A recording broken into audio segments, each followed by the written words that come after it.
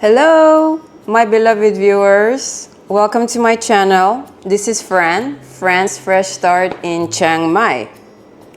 Today, I would like to talk about something that I've been reflecting on for a few days. The pros and cons of living in Chiang Mai based on my own personal experience after living here for just over a year. So before I dive in, I would like to remind you that there is no place on earth that is perfect. There's always going to be some pros and cons. But it is in my belief that if the pros outweigh the cons, that's good enough. And maybe it'll be good enough for you too. So let's dive in and let's get started. So pros of living in Chiang Mai. Wow, there's so many, but I'm just going to highlight the ones that stand out. So the people are generally here sabay vibes. The moment you land in Chiang Mai, you notice the relaxed, friendly faces. People here are smiling and a lot to give off a calm, positive energy. Okay, so I've been to other places like Bangkok, and I gotta tell you that the facial expression here in Chiang Mai is much more calm, and you don't see too many stresses on the faces. And also, let's not forget the affordable and high quality services. This is one of my favorite things. For example, I found a hairstylist in my neighborhood, which I paid just 400 Thai baht. And this includes shampoo, dyeing my hair any color I want, and cutting, bangs or whatever. And she also does massage when she shampoos my hair and hair treatment. All of that for just 400 Thai baht.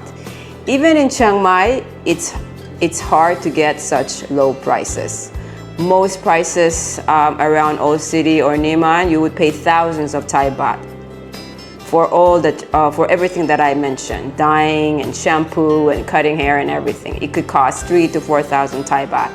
However, in my neighborhood, I get it. That's for 400 Thai baht, which is equivalent to $12 US. That's it.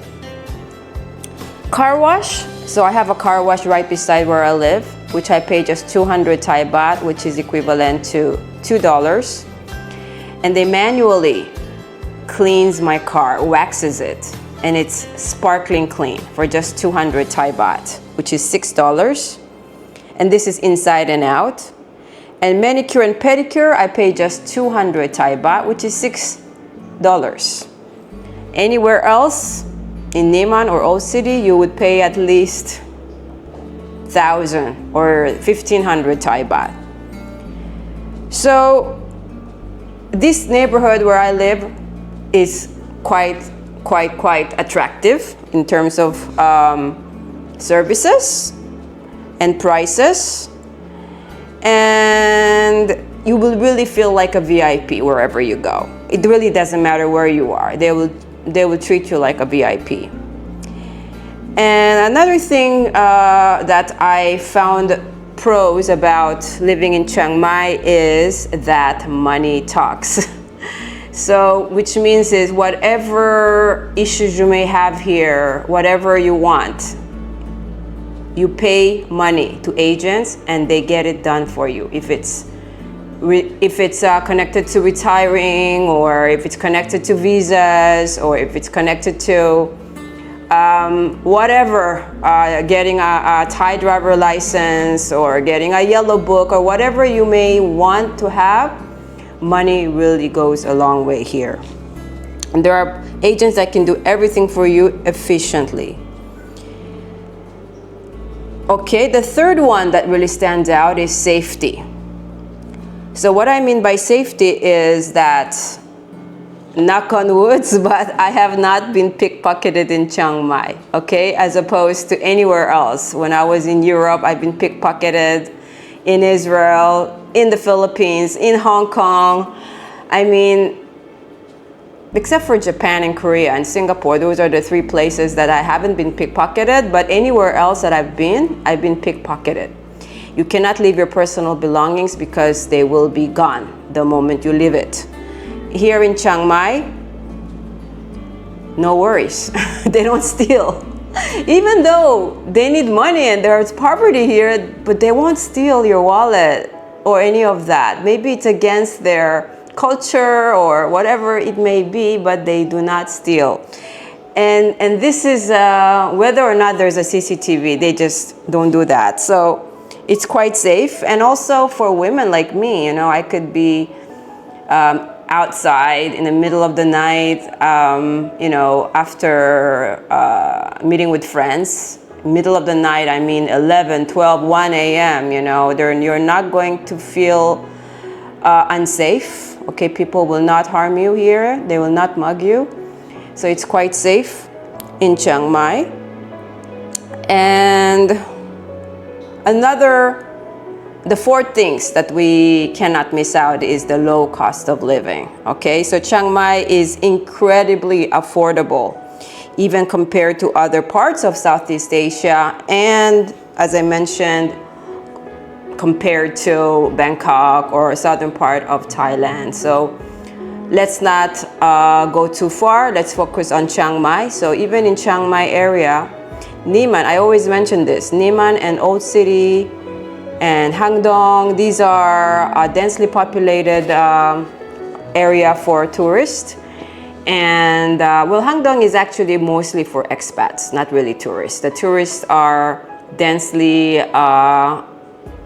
concentrated in Niman and Old City. So those areas are quite expensive. I would say about 200 or 300% more expensive than where I live. I live in an area which is just 10 minutes away from Niman and Old City, and over here you pay just local prices for everything in terms of food and rent and everything you can imagine, which I discussed earlier about how much I pay for nails and hair and all of that. So definitely a low cost of living, you get value for money. And another thing that I find it very relaxing is that there are no wars here. I mean, I came from Israel where there was constantly war and terror attacks and political issues and etc. And it was very, very stressful, you know, for every day. But here in Chiang Mai, I mean, unless I turn on the news about what's going on in the world, in Chiang Mai is pretty safe. I mean, it is the first year that I've lived in the last 3 decades that I don't have to worry about going to the bunker, going to the shelter, you know.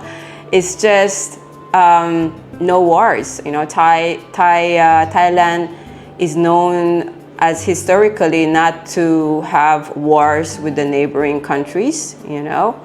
No one has colonized Thailand in the past, and this is a very peaceful country. So that is another pro that you want to consider and not take it for granted. And another thing that I also notice is that there is religious freedom here. So Chiang Mai has the highest percentage of Christians in Thailand. We're talking about 16% of the population of Chiang Mai are Christians, okay? And the numbers are growing. And I can tell you that there are about estimated 4,000 missionaries working in around the city. From the US, they're mostly from America, South Koreans, and Australia, and UK. And it's a welcoming place for all faiths, okay? And we're talking about, there are many faiths here, not just Christians. There are Jews, there's Muslims, there is, of course, majority are Buddhist, but there is no anti-religion. Like everybody embraces each other's faiths. And that is very, very good. And I can tell you that these missionaries, they do a lot of volunteer works, okay? So they're, I can tell you that they're related to different various foundations, and they help out the locals, the unfortunate, in times of needs, like when there's flood or earthquake. There's always the missionaries that are helping them, giving them a helping hand. And constantly throughout the year, without any compensation whatsoever, they teach English and working skills to not just the unfortunate Thai locals, but also the refugees from Myanmar and Burma. If it's not for these missionaries that are helping them and supporting them, no one will. So these missionaries are doing a lot of great work for the country. And I also can tell you that there's about 30,000, maybe more, expats living in Chiang Mai. Mostly they're Chinese, Americans, Europeans, Koreans.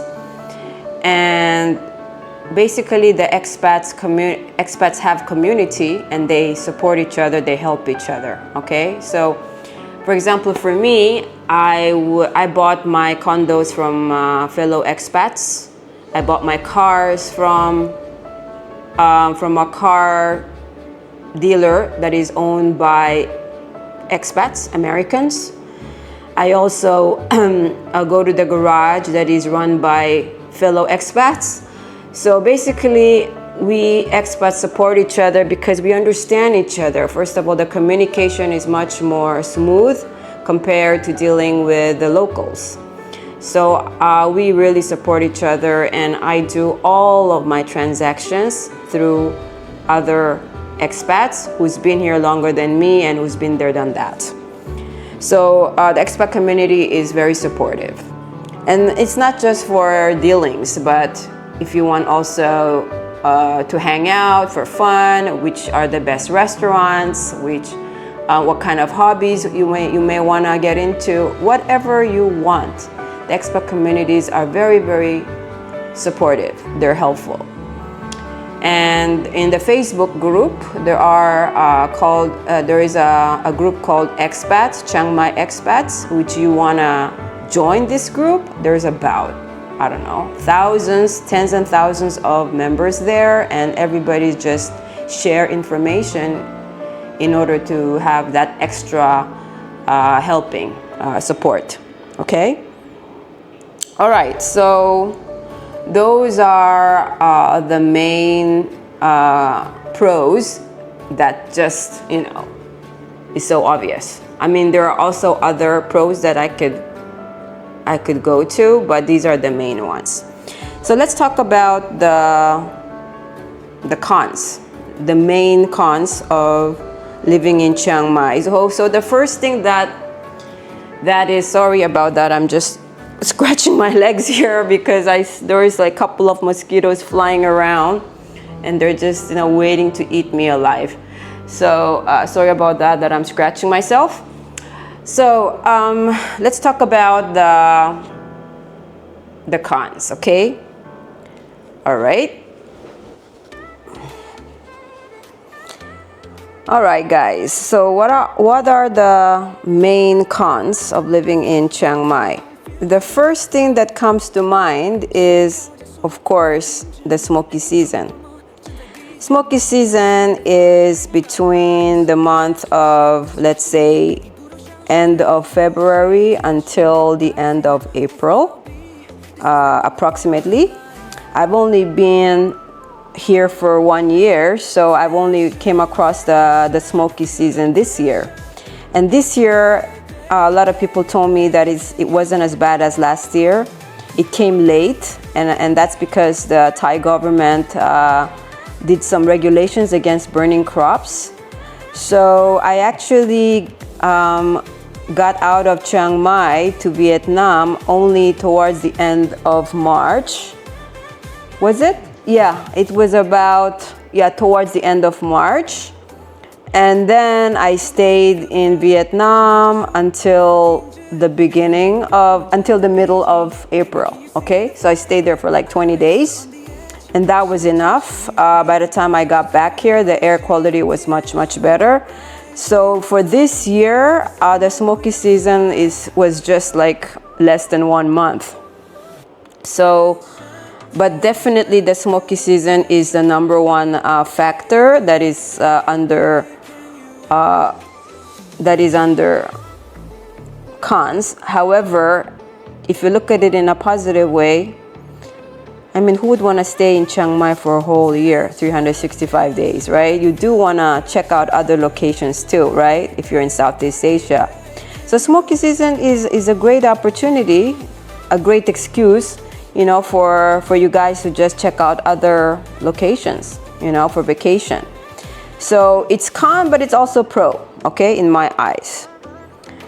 All right, another thing that stands out under con is food safety. Okay, so I know a lot of my friends in Chiang Mai, they've all went through some sort of a food poison. I remember when I first came to Chiang Mai, not last year, but I'm talking about back in 2022, when I came to Chiang Mai for the first time, and I was so, you know, excited about trying the street food and the food in market, and guess what? After that, I had a terrible food poisoning and I was sick for 2 days. And this is very common. Because of the heat, a lot of the food can go bad very, very quickly.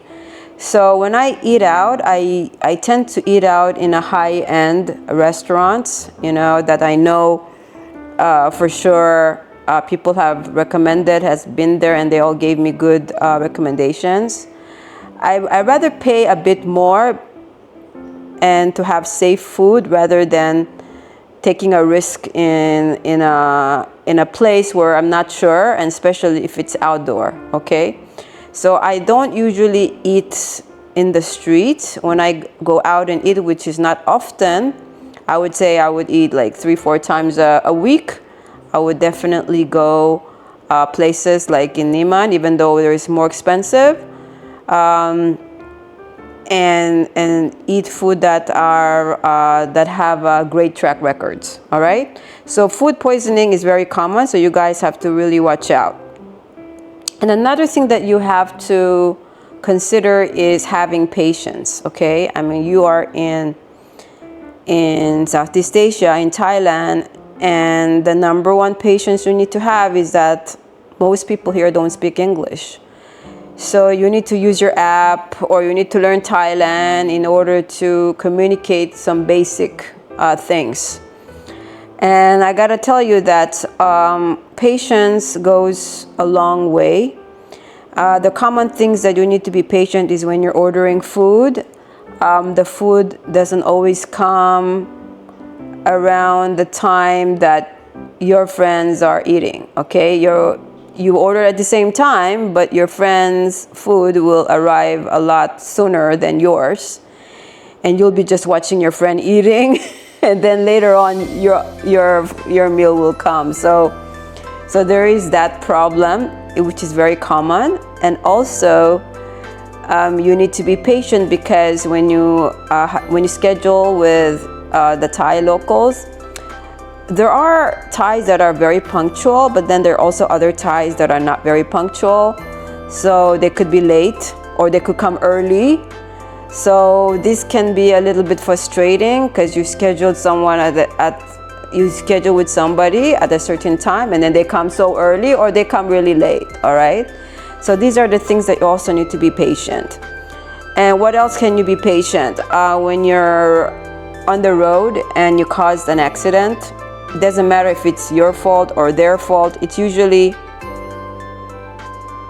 the point I'm trying to make is that even though it's not your fault, it's you take the blame. Okay, I mean, this happens a lot. All right, somebody bumped you, and especially if it's a motorbike rider, they don't have insurance. They have no way of giving you the compensation. So in most times you just need to take the responsibility, even though it's not your fault. And this happens a lot, especially with the motorbike riders. Okay. So I have the first class insurance in my car with cameras, you know, all attached with the sensor and everything. And the insurance that I got basically will take responsibility without asking whose fault it is. And this type of insurance is very useful to have when you're driving in Chiang Mai, especially with the motorbike riders. If it's another car, chances are that if you have a camera like me, then if it's their fault, then you could, so the other guy's insurance will cover your damages. That happened to me before, that someone hit me from my back and I got compensated by the guy who hit me, so from his insurance. So that is something that you need to also consider. And what else? Flooding. Okay, so last year there was a terrible flood in Chiang Mai, and a lot of the houses and even condominiums were flooded, and the damages was extraordinary. And the problem with the flooding based on last year was that the infrastructure, the road, they didn't have enough gutter. So when there was a lot of rain and the Ping River was over flooded, it just went over the line. It just flooded the whole road, you know, and the water didn't have anywhere to go. So it was just, so the houses and the shops and everything was just submerged underwater. And the infrastructure for controlling flood is not so effective here. So when there's heavy rain like last year, it causes problems. However, some places like where I live in AP condo, we were not affected by the flood. We were completely dry because we are like we're situated on a hill, and the building was not affected by the flood at all. And we also had no problems with water or electricity. I hear that also my friends in Niman were also completely dry last year, and they didn't experience any electrical shortage or water damage. But 70% of Chiang Mai last year was submerged, and the damages was devastating. So another thing that stands out is, I'm sure if you've been to Thailand, you see these wires like all scattered, you know, everywhere. It doesn't look very clean. All the wiring is all tangled with each other, and it looks like, I don't know, some spider web that is all tangled. So Chiang Mai, as well, as much as Thailand, is covered in overhead cables, and it may be sufficient, but it does create an EMF radiation, which is electronic. EMF is the electrical radiation frequency, which is actually harmful for our body. Fortunately, AP condo, I keep comparing with AP condo because this is where I live and it's my journey, right? Here, we are surrounded by rice fields and nature, and we don't have any other buildings beside us, so the EMF frequency in this area is extremely low. Therefore, the building is considered to be very healthy for that reason.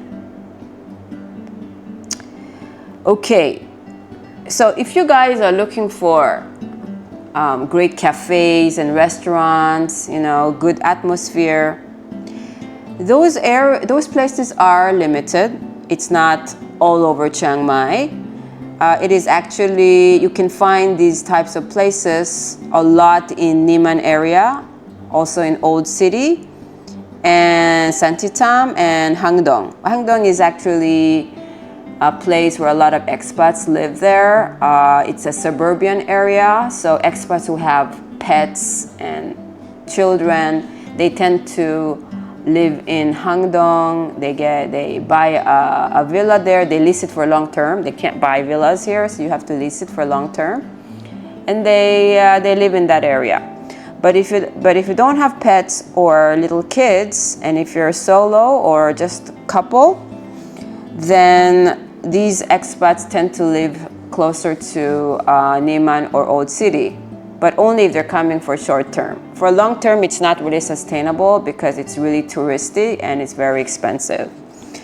So, but you can find all the great cafes and restaurants and places to hang out for fun in those areas, which is just 10 minutes away from where I live here. Okay, and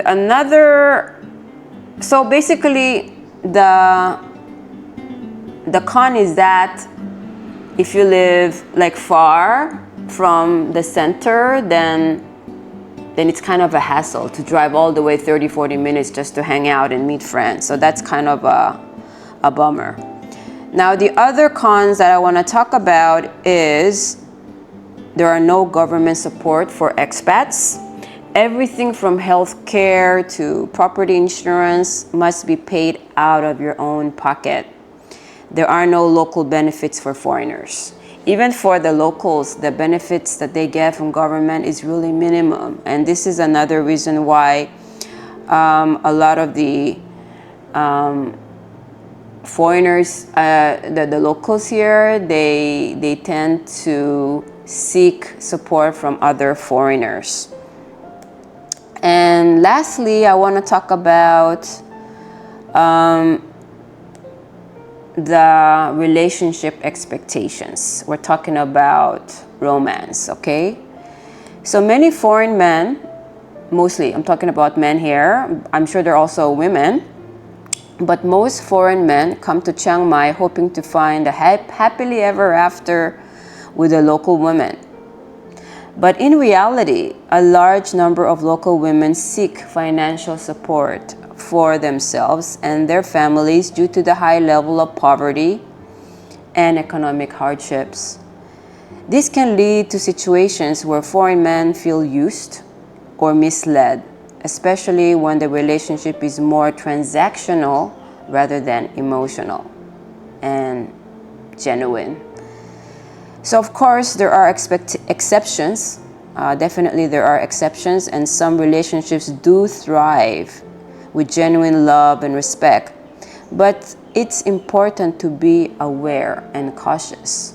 And I'm talking about general things. I hear a lot of foreign men who's been here in Thailand. At first, you know, they hang out with local women and everything it seems good at the beginning, and when the relationship gets deeper, they realize that these women are interested in them in order to get financial support and nothing more. And they also treat the men like their possession. So they tend to be very jealous and kind of obsessive.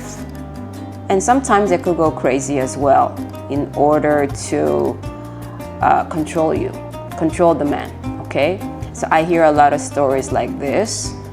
And obviously it's not for everyone. Not everyone goes through this, but many of men do go through this. I've also met some other couples that it was genuine love and they really respect each other and they support each other and it's really mutual respect and everything. But generally speaking, there are many cases like that. And I'm sure it's not just here in Chiang Mai, but all over Thailand and in the Philippines. I hear even worse things when it comes to men and women relationships. So these are the things that you should watch out and make sure that the relationship is healthy and it's not transactional and you are not being used as an ATM machine. So thank you very much for tuning in and listening to my experience about pros and cons in Chiang Mai, and feel free to share your experience about in Thailand or Southeast Asia, so other viewers who have no experience living in Southeast Asia might learn from you. So I really hope that this information was helpful for some of you guys. And if you have any comments or questions, please feel free to write it under my vlog. And thanks for watching. Love you guys, and I will see you on the next episode. Enjoy your weekend. Bye bye.